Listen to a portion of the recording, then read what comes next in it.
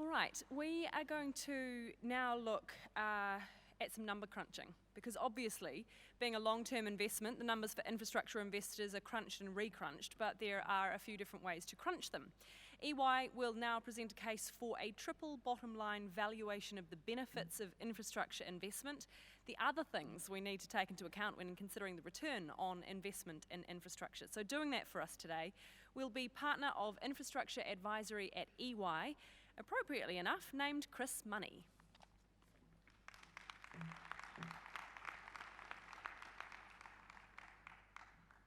Thanks, Nadine.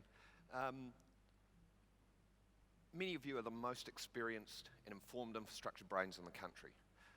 But can any of you recall a public infrastructure project this century, over $50 million, that started as an idea and got through to procurement on its first go? What does that success look like? For ministers and mayors, it's action. It's golden shovels in the ground sooner. For constructors, it's the certainty by which you attract and retain scarce labour and price sustainably. For the central and local government advisors, it's a project where your doubts and risks are minimised and you're advancing a project that genuinely grows the country or the region. And for us in the advisor community, it's what we really want to do, which is make stuff happen. But these projects are really rare. And when we talk about a pipeline, none of us bank on this happening as a sector. None of us bank on these projects getting through that decision-making process quickly. So those success characteristics don't actually define us as a sector. Most of our projects have been around for years, and in some cases, decades. And we even have one that's been in investigation and design for over 100 years. The other thing is, can you recall a major public project this century as well, which we've walked away from because it genuinely didn't stack up? I don't even think the Fiordland monorail is still genuinely off the books, and I know there's some people in DOC who still think it's a good idea. Basically, New Zealand has an infrastructure commitment problem. We're kind of the yeah-nah country of global infrastructure development. It's a problem that has significant economic and social and environmental impacts. And it's stark when you compare ourselves to, say, the UK and our other major trading partners who execute and plan projects much more quickly than we do. Our commitment problem is also fundamentally a well-being problem. Quality schools, transport, utilities, telecommunications improve our everyday lives. But it's also clear that there's a circular relationship between infrastructure intensity and economic growth. So I guess what I'm saying is it shouldn't be this way. So what I want to do today is not dwell on the reasons why we have a commitment problem, but to offer 3 interlinked planks by which we can commit with greater confidence to these infrastructure projects that we're talking about. Those planks are value what you have and show how to build on it. Major projects change entire communities, but we actually analyse them as if they don't. And put a price on not acting, because safe is the new risky. These 3 planks don't suddenly make good projects great, and they don't rescue bad projects. But that's not actually our problem. The New Zealand infrastructure community all do a top-notch job of designing great projects. That's the yeah part. So these 3 planks are focused on pushing past our doubts and our insecurities so that we can advance in a way that we can make decisions and take these projects forward with purpose and eliminate wheel spinning. So in terms of valuing what we have, it's a privilege to follow on from Greg Miller and to hear him talk so passionately about rail and his future. But as Greg has indicated, it really wasn't that case 5 years ago. Greg's predecessor, Peter Reedy, who's also here, has talked publicly about coming into the job and looking at reports that discussed actively moving away from a national rail network. The critical thing here is that when we talk about infrastructure, we naturally talk about change. We talk about new things. And that's how we analyse projects. We analyse the new thing. But no one builds a road that doesn't connect to another road. No one builds a hospital in a field in the middle of nowhere. In focusing on the new thing, we forget the value of the things that we already have and how those new investments can actually reshape existing lives. We only value the contribution the investment makes to the people who use it. And Andrew pointed that out quite neatly in terms of how we often do transport projects. We don't look at everybody else, which is summed up by this video. Everyone likes trains, the convenience, the comfort, the romance. But did you know that rail adds economic value to New Zealand too? A report by EY shows rail's contribution is $1.5 billion every year. That's far more than what the government invests in rail. The contribution comes from keeping vehicles off our roads. Every day, rail removes 100,000 city car trips. That's 76 million light vehicle hours gone. That's a saving of $1.1 billion for congestion alone. The same goes for trucks. Rail removes 11 million heavy vehicle hours a year. That's like 30,000 trucks driving for an hour every day, just gone. The congestion costs for those trucks? $200 million every year. By removing so many vehicles, rail reduces carbon emissions by almost 500,000 tonnes. That's like removing 87,000 cars every year. The savings from all that carbon? $8.5 million. And thanks to rail, there are 271 fewer road deaths and injuries, not to mention saving taxpayers $63 million in road maintenance costs every year. All of which adds up to a very big number. Rail has a big part to play in New Zealand's transport system. When road and rail work together, everyone wins. So next time you see a train, think about the benefits and add some value to that romance. So how does understanding existing values help us with our commitment problem? Rail, like roads, like power, like water, it's part of an ecosystem. It doesn't exist in isolation of other services provided to people. Yet a lot of our infrastructure debates and our approach in analysing new projects, we're focused on defining a problem, and that's in the Treasury guidance for business cases, or creating a compelling case for change. So it's all about fixing things that are wrong. But understanding existing values fundamentally moves the focus away and moves it towards protecting and enhancing value, not only from those that use the services, but also those that don't use it but are impacted all the same, which Andrew pointed out really, really well in part of the high-speed rail side of things. Arguably that's implicit, but it's the articulation of that value in recent projects that's absolutely transformed the investment conversation. And it's that focus on fixing problems that brings me to that second key plank.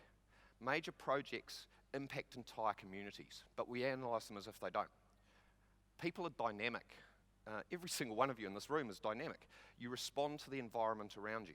As you move through stages of your life, you move house, you change jobs. The things you value like school quality and proximity to hospitals changes.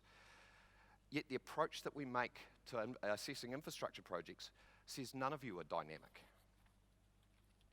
When we assess the need for infrastructure, actually what we do is we base it on historical population trends and extrapolate those out.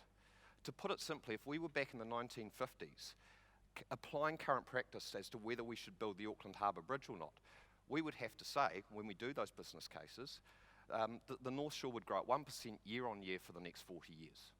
That's plainly ridiculous. The 1950s infrastructure community should, under that frame of reference, have viewed the Auckland Harbour Bridge like we're currently viewing high-speed rail between Auckland and Hamilton, or even, say, a road tunnel between underneath the Rimutakas to connect Wellington and the Wairarapa. This is what we call single land use, and it's applied to almost every infrastructure project in the country. I'll show you graphically what this actually means. So this graph here is partly generated from the original business case for Britomart, for the Britomart train station development. The flat line is actually what was in the theory, and the steep line is what actually happened in practice. Now that's just a graph of patronage numbers. What's fascinating here is the property response. It also explains why I cut the patronage numbers off at 2011. This map shows the property value growth in the rail corridors compared to the Auckland average straight after Britomart opened. And what you see here with that deep red line is you see the inner west values moving far faster than the Auckland average. But on the outer parts of the rail network, they were far below the Auckland average.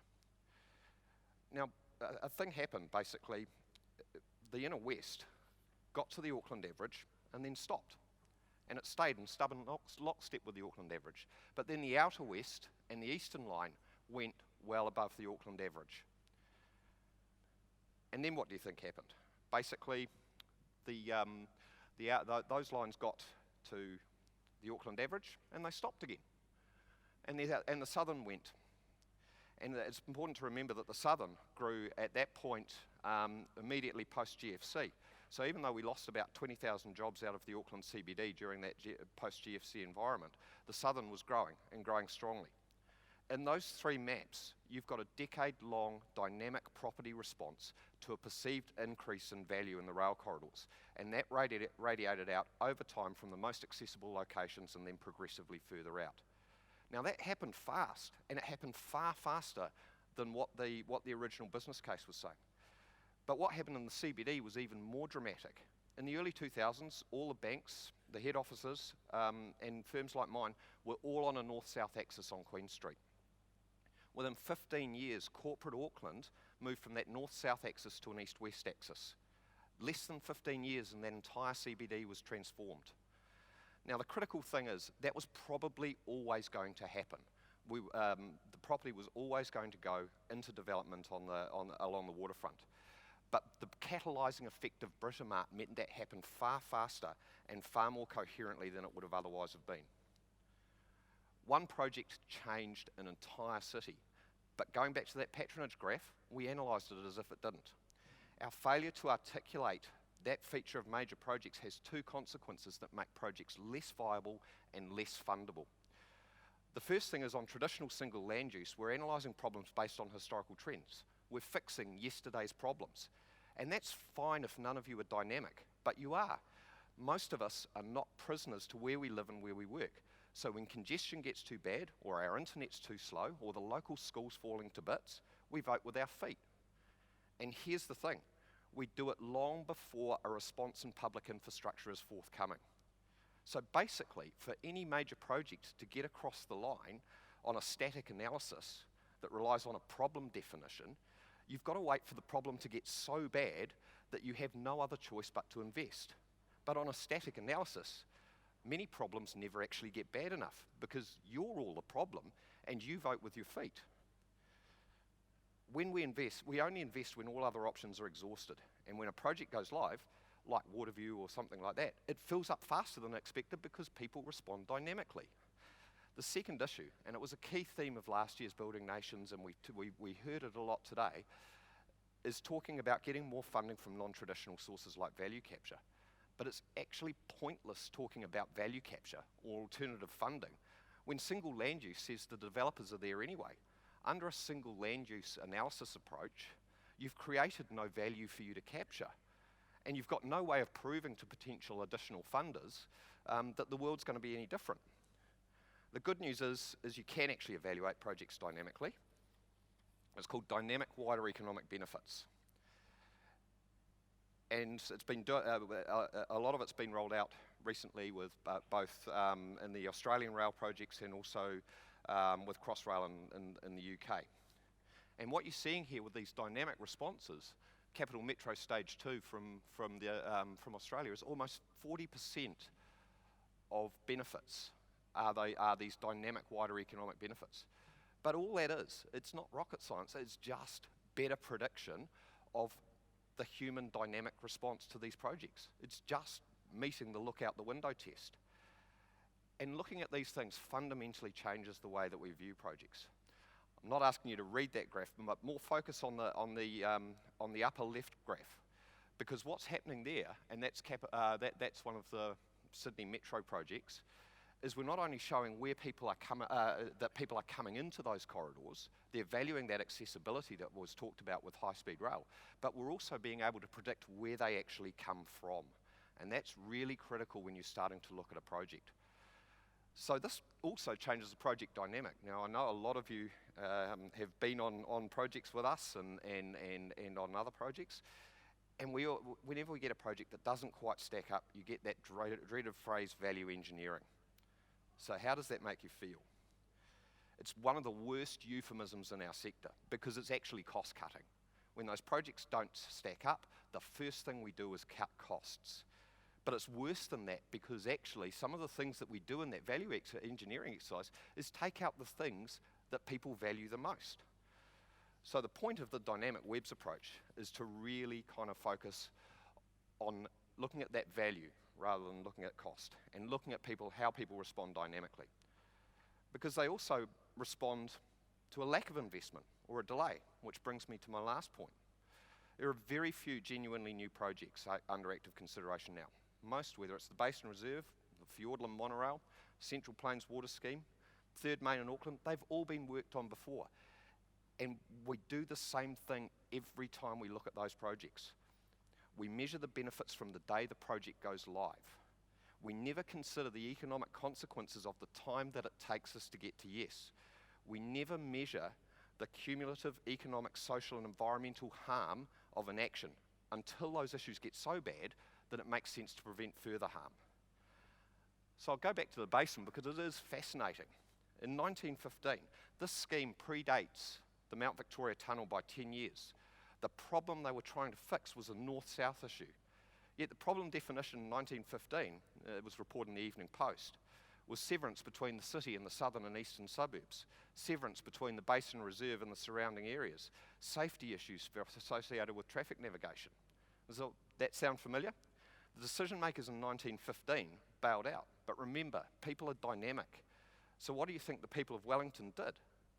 The north and the west of the city grew at faster rates than the south and the east in response and put pressure on the infrastructure there, which loops back to valuing what we had. The south and the east were already served by good infrastructure, and that scheme predates the commuter rail services that defined and shaped the northern suburbs and the Hutt Valley. People had choices and they responded dynamically. The result is that problems created by the basin have never been bad enough looking forward to justify that compelling case for change benchmark.